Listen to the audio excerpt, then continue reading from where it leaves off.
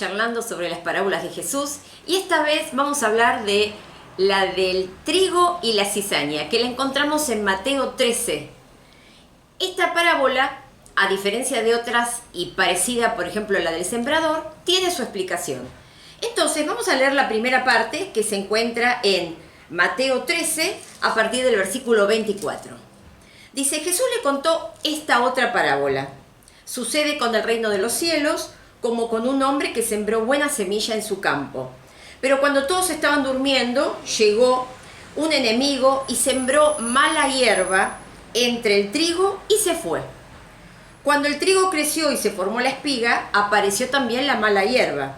Entonces los trabajadores fueron a decirle al dueño: Señor, si la semilla que sembró usted en el campo era buena, ¿de dónde ha salido esta mala hierba? El dueño le dijo: algún enemigo lo ha hecho. Los trabajadores le preguntaron: ¿quieren ustedes que vayamos a arrancar la mala hierba? Pero él les dijo: no, porque al arrancar la mala hierba pueden arrancar también el trigo. Lo mejor es dejarlos crecer juntos hasta la cosecha. Entonces mandaré a los que han de recogerla para que recojan primero la mala hierba y la aten en manojos para quemarla, y que después guarden el trigo en mi granero. Les dejo a ustedes leer la explicación que se encuentra a partir del versículo 36 y hasta el 43. Tenemos que recordar que cuando hablamos de parábolas, la palabra parábola significa poner una cosa al lado de otra. ¿Por qué? Porque de esa manera, por comparación, podemos aprender de algo conocido un concepto que es nuevo para nosotros. Por eso hoy podemos ver que el Señor Jesús enseñaba a partir de cosas que la gente contemporánea de su tiempo conocía perfectamente, como era el trigo y la cizaña. Para nosotros, que somos gente de ciudad, es más difícil, pero lo que podemos decir es que el trigo y la cizaña son plantas morfológicamente muy parecidas. Las dos tienen raíces muy ramificadas, el tallo y las hojas son muy parecidos. Inclusive a la cizaña se la ha denominado falso trigo, porque recién cuando sale la inflorescencia, ahí se puede ver que se trata de algo diferente. Mientras que el trigo es básico para el pan de cada día, la cizaña es venenosa. Sí, parece que en los primeros estadios de la formación del grano es colonizada por unos hongos que crean unas toxinas que son resistentes al calor. De manera que aunque uno cocine algo hecho con cizaña, eso puede producir vómitos, diarrea, inclusive hasta convulsiones. No solamente en hombres o en humanos, sino también en animales. Y es más, esto de que alguien fuera y sembrara cizaña en un campo era tan común que los romanos, dentro de sus códigos legales, lo codificaron como un delito. Así que podemos ver que la gente que estaba escuchando esto lo tenía clarísimo. Ahora, la misma palabra de Dios explica quién es el sembrador. El sembrador, dice, es el Hijo del Hombre. Y acá me quiero detener un segundito para hacer una pequeña explicación. Todos sabemos que el Hijo del Hombre se está refiriendo a Jesús. Hijo de Hombre es una de las formas en que Jesús se refería a sí mismo la mayor parte de las veces. Este concepto aparece en el Antiguo Testamento, en Daniel capítulo 7, versículo 13, donde él dice que estaba viendo visiones y de repente vio que venía entre las nubes alguien parecido a Hijo de Hombre. Está dicho en un contexto en donde Daniel estaba viendo los reinos que habían pasado y los que vendrían. Y los veía simbolizados con animales. Entonces veía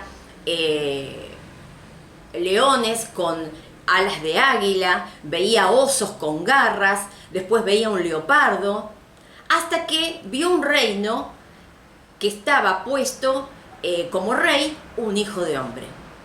Evidentemente lo que se estaba confrontando era la crueldad y la maldad de los reinos bestiales contra la generosidad, el amor, la justicia y el gozo del reino que traía un hombre.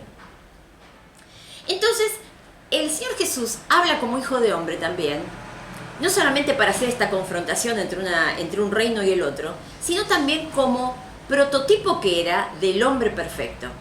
Es decir, Jesús era ni más ni menos que el modelo a seguir por todos nosotros, por todos los que amamos a Dios. Dios manda a Jesús como el segundo Adán, como el hombre que siempre soñó que todos nosotros seamos, la humanidad que todos nosotros seamos, perfecta, sin pecado, dependiente de Dios, amorosa, obediente. Entonces, Él presentándose así, es el que siembra. ¿Qué siembra? En la parábola anterior, si nosotros miramos Mateo capítulo 13, vemos que estaba hablando de la parábola del sembrador. En esa parábola, la buena semilla no era ni más ni menos que el mensaje de salvación. Es el mensaje de amor, de perdón que el Señor Jesús trae a este mundo. Pero en esta, la buena semilla son los hijos de Dios.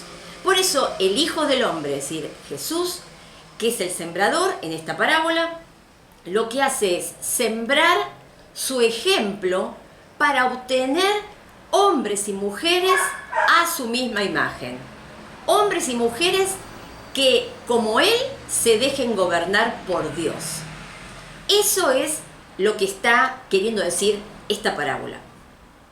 Por contrario, los hijos de Satanás, es decir, los que no pertenecen al reino de Dios, son la cizaña.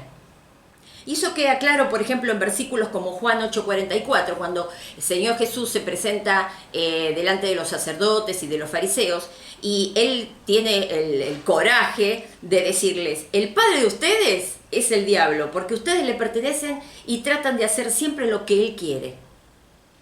Es evidente que, así como los que queremos ser gobernados por el Señor, aquellos que nos hemos humillado delante de Dios, le hemos pedido perdón y le hemos dicho que queremos que Él sea el líder de nuestra vida, el que nos oriente, el que nos guíe, queremos darle la gloria a Él. Por otro lado, todos aquellos que desestiman eso, que no quieren ser gobernados por Dios, que no quieren saber nada con sus principios, quieren vivir la vida a su manera, esas personas justamente son hijos del diablo. ¿Por qué? Porque quieren hacer lo que ellos quieren y no lo que quiere Dios. Ahora, en un momento en la parábola, cuando los trabajadores descubren que entre medio del campo de trigo había cizaña, ellos dicen: bueno, vamos a hacer una cosa, vamos a sacar la cizaña para que no siga creciendo. Pero el dueño del campo dijo: no hagan eso, porque haciendo eso pueden malograr el trigo. Porque claro, primero, las raíces estaban muy entrelazadas, porque ya la planta estaba en crecimiento. Por otro lado, eran tan parecidas que en una de esas, queriendo sacar cizaña, se sacaba trigo. Por lo tanto, lo más prudente era esperar hasta el momento de la cosecha. Ahí, cuando la inflorescencia crecía y cuando el grano maduraba, entonces ahí se hacía evidente cuál era el trigo y cuál era la cizaña. ¿Para qué? Para luego juntar esa cizaña en manojos y echarla al horno. Es claro el Señor cuando dice en la explicación que esa siega o esa cosecha no es más ni menos que el juicio de Dios. Un juicio de Dios que va a venir, que no es el momento ahora, pero que va a llegar. ¿Por qué decimos que no es el momento ahora? Y porque dice claramente Juan 3:17, palabra del mismo Jesús: Dios no envió a su Hijo al mundo para condenar al mundo, sino para salvarlo por medio de Él. El Señor Jesús, Dios en sus planes, abrió en un paréntesis desde que Él llegó al mundo hasta que Él vuelva. Es un paréntesis de gracia en donde Él viene en forma personal. Dios mismo se apersona a través de la encarnación del propio Jesús para decirnos que estamos mal delante de Dios, que estamos condenados, pero que Él, a través de la muerte en la cruz, nos viene a ofrecer perdón y nos viene a ofrecer un vínculo con Él como nunca antes se había producido. Un vínculo enriquecedor, un vínculo en donde podemos realmente tener la satisfacción de todas nuestras necesidades existenciales y de todo tipo, porque el Señor suple todo lo que nos falta. Pero que ese juicio no se esté dando ahora no quiere decir que no exista. Dice claramente 2 Timoteo 4, 1, 2. Ahí está hablando Pablo y le dice a Timoteo: delante de Dios y de Cristo Jesús, que vendrá glorioso como Rey a juzgar a los vivos y a los muertos, te encargo mucho que prediques el mensaje y que instes cuando sea oportuno y aun cuando no lo sea. Convence, reprende, anima, enseñando con toda paciencia. Ahí está diciendo dos cosas importantes, por lo menos. Seguramente son más, pero por lo menos quiero destacar dos cosas. Una es que el Señor Jesús vendrá como Rey glorioso a juzgar. Lo que no hizo en ese paréntesis de gracia, lo va a hacer cuando Él regrese por segunda vez. Estamos acostumbrados a vivir en sociedades en donde la justicia es un eufemismo, porque es una justicia que no es justa. Es una justicia que no sirve, que se la pasa en trámites, en presentaciones, en impugnaciones, en vuelta para atrás, en recusaciones de jueces. La cuestión es que el tiempo pasa, las causas caen, prescriben, inclusive los que debían ser juzgados fallecen o son amparados por otros derechos. La cuestión es que la justicia que todos esperamos pocas veces aparece. Entonces nos pensamos que el hecho de que hoy no esté dada la justicia que nosotros en tantos casos estamos esperando, es como que quedó, se fumó, no está más. No, de ninguna manera. Acá esta parábola dice claramente que si bien hoy es el tiempo de la gracia y no de la condenación, sí va a venir un momento de juicio, un momento que va a ser terrible, un momento que va a ser muy, muy doloroso. Por supuesto, para aquellos que no creen en el Señor. Pero la segunda cosa que dice es que, se lo dice a Timoteo, que mientras tanto, en este periodo, nosotros tenemos que convencer, reprender, animar, hablarles del Señor a todos, con paciencia. Y eso es lo que tenemos que tener. Los trabajadores enseguida dijeron: bueno, vamos a hacer algo, saquemos la cizaña ya mismo. Pero el señor, el dueño del campo, dijo: no, tranquilos, vamos a esperar. Eso es lo más prudente. Y nosotros tenemos que saber, como hijos de Dios, como dice Juan, que nosotros estamos en el mundo, pero no somos del mundo. Lo cual significa que estar en el mundo significa estar compartiendo con muchas personas que no pertenecen al reino de Dios y que generan dolor, generan sufrimiento, generan discordia, cosas que nos hacen sufrir. Pero al mismo tiempo no somos de este mundo, es decir, nosotros no participamos de la forma de pensar hedonista, materialista, consumista que tiene este mundo. Y muchas veces atea, donde se denigra a Dios o se lo excluye o directamente se lo ignora. Entonces eso a nosotros nos trae conflicto. Pero el Señor lo que está diciendo es: tened paciencia y aprovecha este tiempo para hablarle a los demás y que dejen de ser cizaña para convertirse en trigo. O sea, dejen de ser hijos del diablo, como en algún momento éramos todos, porque en algún momento tampoco nosotros conocíamos a Jesús y vivíamos la vida que mejor nos parecía. Y hablemosle para que puedan ser hijos de Dios, es decir, puedan ser personas que han sido regeneradas por Dios y quieren ser gobernadas por Él. El tema del juicio de Dios es algo que generalmente no se habla. Es un tema duro, es un tema que a nadie le gusta escuchar, pero es un tema que tenemos que conocer. Porque el juicio de Dios, que ahora no está, en algún momento va a llegar. ¿Y cómo vamos a estar parados delante de Él? Miren, dice claramente 2 Tesalonicenses 1, del 6 al 10. Pues es justo que Dios haga sufrir a quienes los hacen sufrir a ustedes, y que a ustedes, los que sufren, le den descanso lo mismo que a nosotros. Esto será el día en que el Señor Jesús aparezca con sus ángeles poderosos, viniendo del cielo entre llamas de fuego. Vendrá para castigar a los que no reconocen a Dios ni obedecen el Evangelio de nuestro Señor Jesucristo. Estos serán castigados con destrucción eterna y serán arrojados lejos de la presencia del Señor y de su gloria y su poder. cuando el Señor venga en aquel día para ser honrado entre el pueblo santo y admirado por todos los creyentes, pues ustedes han creído en el testimonio que le dimos. Fíjense qué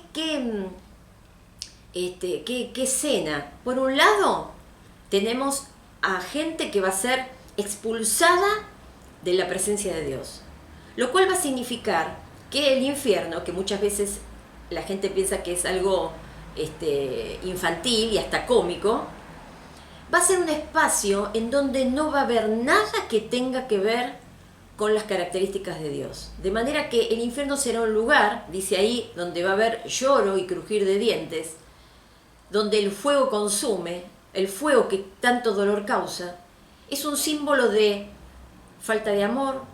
Allí no va a haber comprensión, no va a haber consuelo, no va a haber alegría. Nada de lo que disfrutamos en la tierra va a estar allí. Pero, sin embargo, dice que para aquellos que estamos esperando su venida, para aquellos que nos dejamos gobernar por Él, entonces dice que mientras nosotros estamos esperando al Señor Jesús y lo honramos al verlo llegar, vamos a admirarlo y vamos a quedar estupefactos ante tanta grandeza, tanto poder y tanto amor. Dos escenas, dos verdades, dos situaciones tan diferentes en un mismo hecho. Por eso es importante que pensemos en esta situación. Por eso será que la parábola en el versículo 43 termina diciendo: los que tienen oídos para oír, oigan. Eso es una forma que se usaba antiguamente para decir: si vos tenés orejas, presta atención, escucha bien lo que te voy a decir. Por eso es tan importante que sepamos que el juicio de Dios va a tener lugar. ¿Y cómo vamos a estar parados? Por eso, cuando decimos que las parábolas nos abren ventanas, nuevas verdades para considerar y para tener en cuenta, nos está diciendo, primer punto, ¿somos trigo o somos cizaña? ¿Somos de aquellos que nos dejamos ser gobernados por Dios o somos aquellos que vivimos la vida a nuestra manera y a Dios lo tenemos tal vez como bombero? Cuando tenemos algún incendio lo vamos a buscar pidiéndole cosas. Y en segundo lugar, si somos hijos de Dios, tengamos paciencia. Aprovechemos este espacio de gracia para seguir hablando así como alguien nos habló a nosotros y nosotros pudimos conocer el amor de Jesús. Sigamos insistiendo, a pesar de los sufrimientos, a pesar de lo que significa vivir en un campo lleno de cizaña. Aún así, tengamos paciencia y sigamos insistiendo cuando es tiempo, cuando es oportuno y cuando no es oportuno, pero sigamos diciendo que el juicio de Dios viene, pero que hoy hay gracia y hay amor para todos los que creen en Él. Y como termina, dice, porque los justos van a brillar como el sol en el reino de mi Padre. Y para terminar, les voy a dejar uno de mis versículos preferidos, que es el de Daniel 12:3, que dice: los hombres sabios, los que guiaron a muchos por el camino recto, brillarán como la bóveda celeste. Sí, brillarán para siempre como las estrellas. Los que van a brillar son los que van a dar gloria a Dios por toda la eternidad, por su paciencia, por su amor, por su misericordia, por su perdón, en este tiempo de gracia tan extenso que ya lleva 2000 años, a favor de todos sus hijos, a favor de ese pueblo que Él vino a sembrar, que Él vino a formar, ese pueblo que quiere Dios que seamos a imagen de su Hijo. Esos hombres, esas mujeres, van a brillar dando gloria a Dios por siempre, como las estrellas. Que realmente podamos aprender de esta parábola la importancia de tener en cuenta que el juicio de Dios está vigente, va a venir, y que nosotros tenemos que aprovechar este espacio de gracia para seguir insistiendo, para seguir brillando para el Señor y para seguir siendo gobernados por Él. Que el Señor los bendiga y hasta la próxima.